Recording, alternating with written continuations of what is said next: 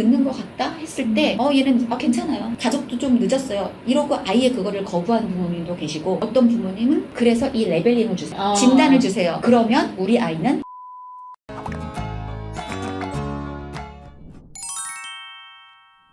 교실에서 다양한 발달 지연이나 이제 경계에 있는 아이들을 많이 만나셨잖아요. 네. 선생님이 바라본 아이의 모습하고 부모님이 설명하는 아이의 모습이 많이 달랐다고 하던데 좀 그 이유가 뭘까요? 부모님의 입장에서 아이를 볼 때는 너무나 사랑하는 나의 자식이기 때문에 이제 감정을 이렇게 떼어서 아이를 보는 것이 어려울 수가 있어요. 부모의 입장에서는 우리 아이는 뭐 나를 닮아서 어쨌든 뭐 이럴 거야, 아니면은 기질이 이러니까 저럴 거야, 우리 남편이 뭐 언어가 좀 늦었대, 그러니까는 뭐 이 아이가 좀 늦어도 그냥 아빠 닮아서 그냥 좀 늦은 거야, 이렇게 할 수도 있는 거고, 지난 한 20년간 아이들을 보면서 경험치가 있잖아요. 그러니까 그 또래 아이들을 많이 봤잖아요. 그 경험치로서 좀 더 객관적으로 아이를 볼 수가 있는 거죠. 한 아버지가 이제 우리 아이는 영재다 이렇게 얘기를 하면서 그 부분에만 몰입되어 있는 장면이 나오거든요. 어떤 아이나 다 강점에 집중하라고 얘기를 하잖아요. 네. 근데 이 아버지 같은 경우에는 이 아이가 가지고 있는 뭐 암기력, 뛰어난 암기력, 이제 이런 강점에 굉장히 이제 몰입했던 건데, 그게 이제 발달적인 불균형을 놓칠 수 있다고 보시는지, 네. 그렇다면 이거를 막기 위해서 좀 어떻게 해야 될지가 궁금합니다. 요즘 뭐 강점 육아, 아이들의 강점을 찾아서 이제 키워줘라 이런 말들을 많이 하잖아요. 근데 이제 하나 좀 조심해야 될 것을, 너무 강점에 몰입하다 보면 그 너무 특출난 강점으로 인하여 다른 발달 영역에 2차적인 피해가 갈 수 있어요. 그런 인지적 뛰어난 능력에 너무 몰입한 나머지 그 나이 또래라면 너무 쉽게 당연히 해야 할 뭐 친구를 만나서 서로 대화를 하고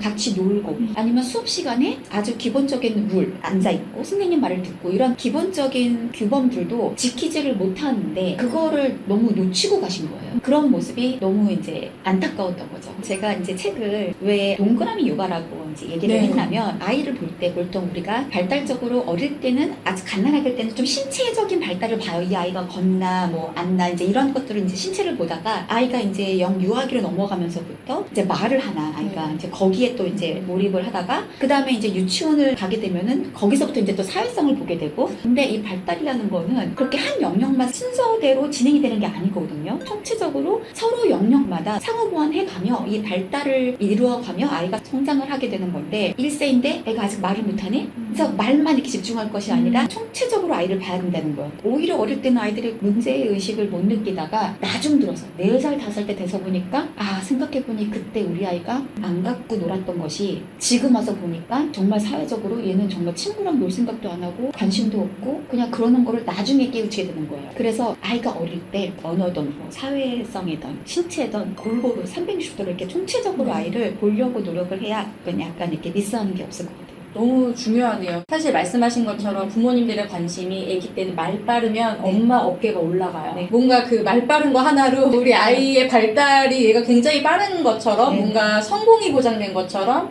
특히 한국 사회에서는 그런 게 좀 크죠. 저희 아이 같은 경우도 말이 굉장히 빨랐어요. 그런데 걷는 게 늦었거든요. 근데 신체적인 부분을 많이 간과한 것 같아요, 제가. 해내긴 해내는데 그 시기 때부터 좀 많이 해면 어땠을까. 요즘 한국에서 이런 유치원? 그러니까 초등학교 가기 전에 뭐 한글 떼기 이런 거 되게 좀 신경 많이 쓰잖아요. 어느 순간 학교 가야 되는데 얘가 한글을 모르네?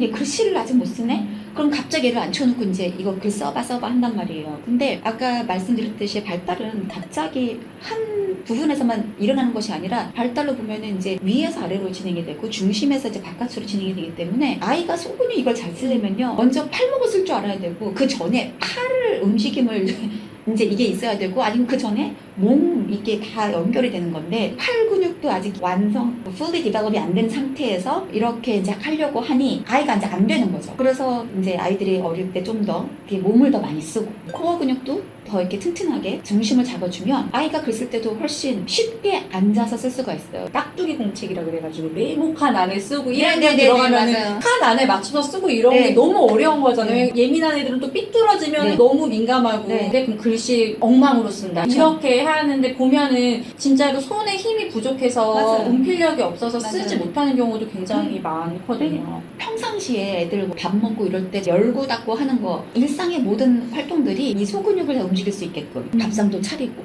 같이 뚜껑도 열어서 뭐를 덜어서 넣고, 모든 일상이 얘가 손을 움직이면서 활동을 해본 아이들이 그게 다 빌드업이 돼서 이게 쓸 수가 있는 거죠. 한국은 바둑판, 네. 미국은 이렇게 이제 그 알파벳이니까 그 라인 페이퍼가 네, 있거든요. 네.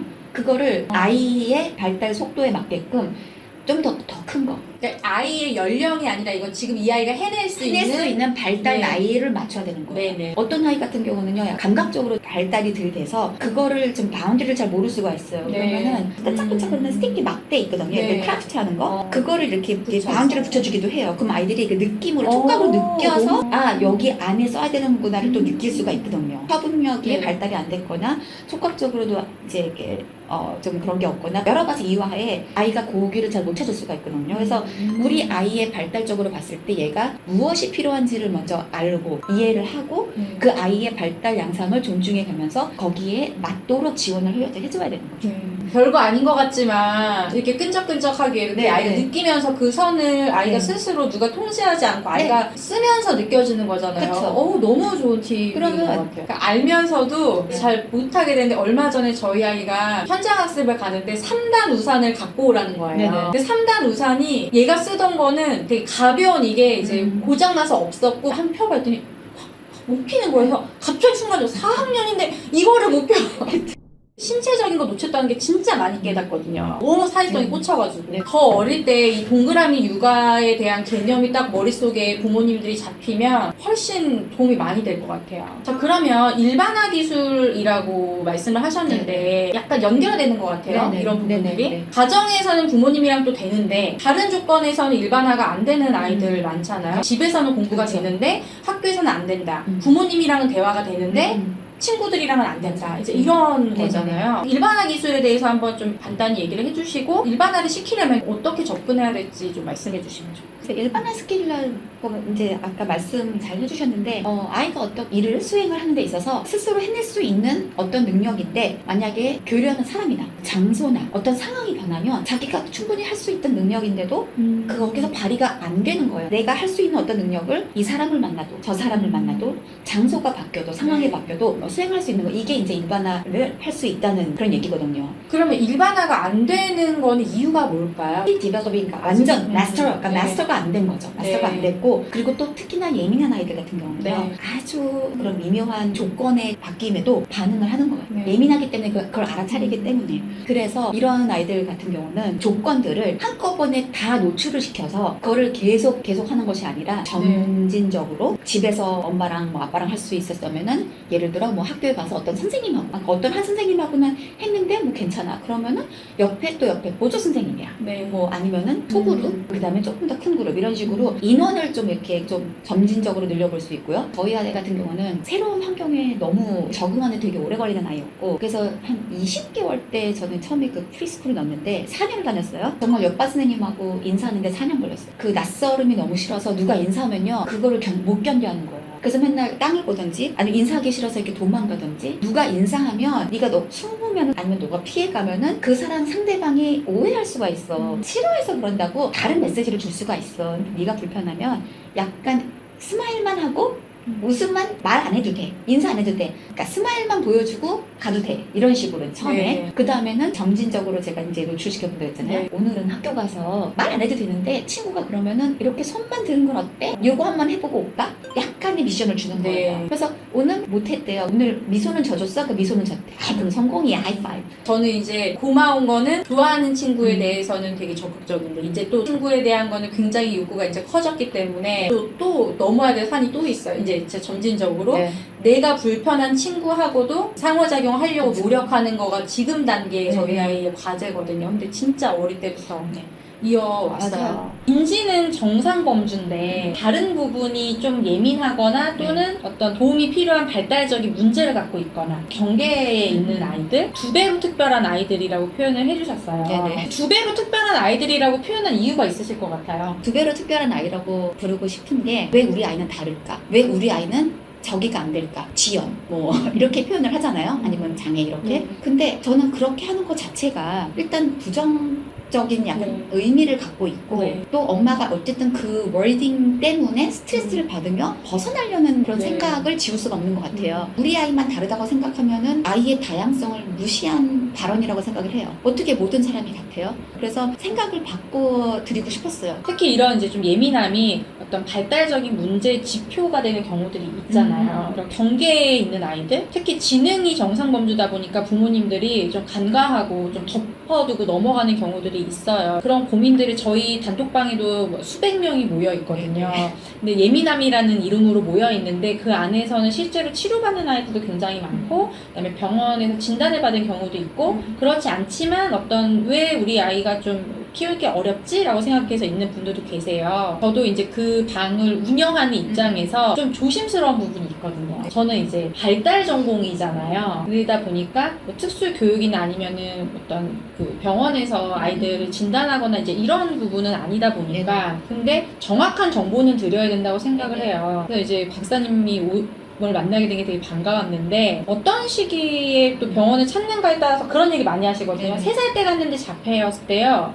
근데 5살 때 가니까 또 아니래요. 네네. 그리고 어디는 갔는데 ADHD래요. 근데 어디 갔더니 아스퍼거래요. 어디 네. 갔더니 조금 예민한 네. 거래요. 다 다르잖아요. 이럴 때 부모가 어떻게 중심을 갖고 사실 가야 되냐고, 계속 병원만 쫓아다닐 수도 없고, 네. 그렇다고 그냥 예민한 거야? 또 덮어주기에도 약간 찝찝한 부분이 네. 있거든요. 네. 조언을 부탁드립니다. 그 진단이라는 거는요, 100% 맹신하세요 말할 수도 없고 그렇다고 무시하세요 할 수도 없는데, 그 이유는 발달 검사를 할 때 여러 가지 도구를 쓰는데 진행하는 사람도 사람이에요. 특히 아이가 어릴 경우 그런 발달 검사에 있어서 부모의 인터뷰를 많이 의존할 수밖에 없어요. 저도 이제 학교에서 입학 원서를 갖고 보면은 아이가 정말 좀 많은 도움이 필요하겠구나 라는 한 6, 7장짜리를 본단 말이에요. 그러고 애를 딱 만났는데 어머 전혀 다른 아이가 있어요. 이런 경우도 있고요. 언어적으로만 약간 이제 리마인드만 시켜주면 충분히 따라올 아이야 해서 웬걸 훨씬 더 많은 도움이 필요한 아이가 있는 거예요. 발달 검사에서 어떤 메시지를 이제 부모님이 틱하는 게 중요하다고 이제 말씀드릴 거는, 우리 아이가 어떤 영역에서 어떤 도움을 줘야 된다는 걸 엄마도 알잖아요. 그러니까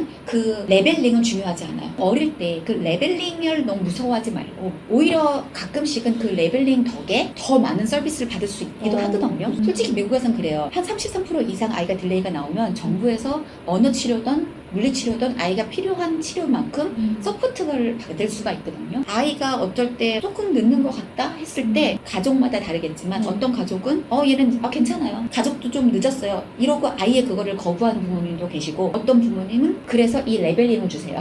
진단을 주세요. 그러면 우리 아이는 언어 치료를 받을 수 있어요. 물리치료를 받을 수 있어요. 아니면 놀이치료를 받을 수 있어요. 그래서 당장 필요한 서비스를 주는 걸 가장 주 목적을 두시는 거예요. 이 진단명이 평생 안 따라가거든요. 이거가 있음으로써 아이한테 지금 필요한 서비스를 받을 수 있으니까 레벨이 있던 없던, 그 진단명이 있던 없던, 지연이든 아니든 지금 당장 우리 아이가 어떤 부분이 필요할 것 같다 그러면은 진단을 보면은 그런 플랜도 같이 주시잖아요. 네. 그거를 택해서 아이한테 집에서도 그런 거를 서포트해주면 되는 거예요. 여러 가지 그 발달 영역 중에서 인지 영역이 문제가 없으면 다른 영역들이 감추어질 가능성이 굉장히 높잖아요. 구독자 분들 중에서도 굉장히 많고, 제가 이제 예민 기질에 어떻게 보면 특화된 그런 솔루션들을 많이 드리기 때문에 많이 모여 있는데, 일반적인 발달상에서 상호작용하는 방법들을 알려드리니까 해결이 되면서 오는 거예요. 근데 그 중에는 분명히 더 특별한 도움이 필요한 아이들도 있는데 그런 거를 이제 놓치게 되는 거죠. 그래서 요즘에는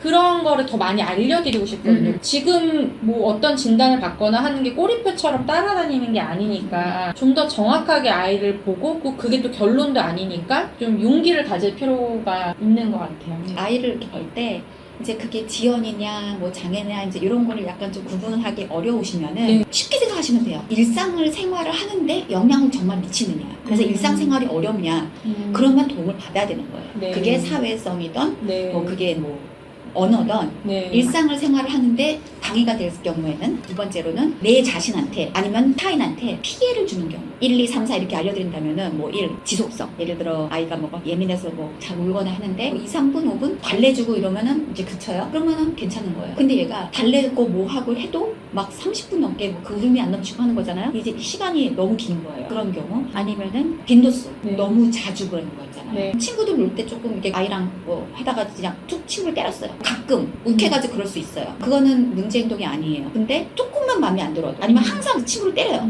그건 문제 행동이에요. 그 다음에 이제 강도죠. 크기. 아이가 예를 들어 뭐 벽이나 뭐 이런 바닥에 뭐 머리를 찍는다든지 네. 그런 강도가 너무 센 애.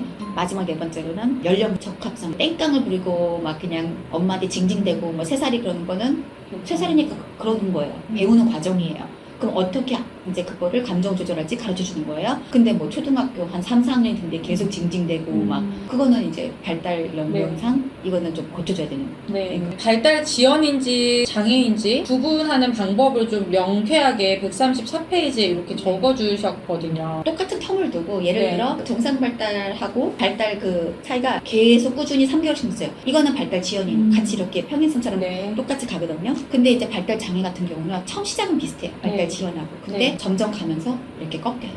그래서 격차가 네.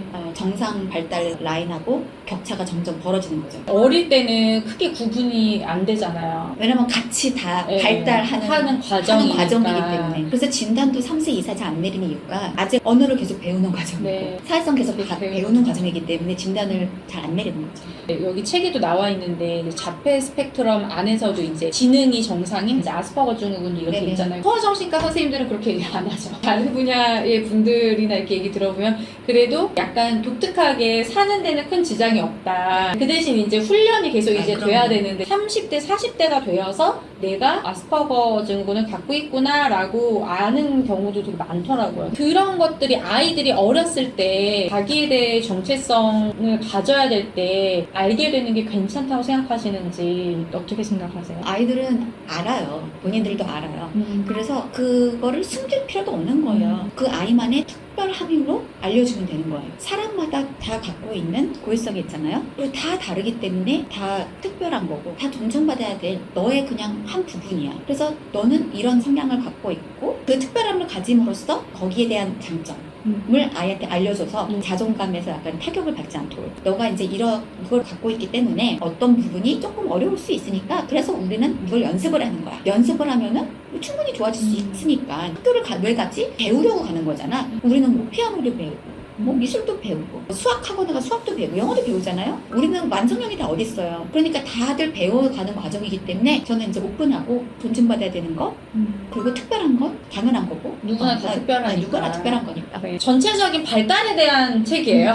여기 뒤에 아이들마다 그 영역별로 어떻게 발달해야 되는지 상호작용도도 많이 나와 있는데 제가 이제 이런 부분들을 조금 더 집중적으로 소개시켜드리는 이유는 우리 아이는 병원을 갈 정도는 아닌 것 같은데 이런 생각을 하는 부모님도 너무 많은 거를 제가 알아서 더 좀 특별히 궁금해 하실 것 같아서 설명을 좀 요청을 드렸습니다. 네, 제가 이 책을 낸 이유도 제가 이제 학교에 다니면서 오해라고 할까요? 네. 그러니까 이 아이는 정말 사회성 문제가 아닌데 사회성만 파시는 분들도 계셨고 이 아이는 언어도 약간 도움을 줘야 되는데 언어는 전혀 문제가 없다고 생각하시는 분도 계셨고 아이들이 표출되는 어떤 행동에 있어서 이럴 수도 있다 저럴 네. 수도 있다라는 다양한 시각을 보여드리고 싶었어요. 그래서 제가 이렇게 발달 영역도로 나눠서 아이를 총체적으로 봐야 아이를 좀 더 균형적으로 어디가 안 맞는지를 좀 더 빨리 발견하실 수가 있거든요. 이제 발달에 대해서 너무 잘 아시니까 나의 양육 환경도 좀 돌아보게 되잖아요. 네네. 자녀를 볼 때도 그렇고 박사님이 생각하는 박사님의 강점과 약점도 궁금하고요. 양육 환경을 돌아봤을 때 우리 부모님이 그러면 나의 균형 잡힌 어떤 양육을 위해서 뭔가 해줬나? 아니면 또는 스스로 뭔가 노력하는 부분이 있는지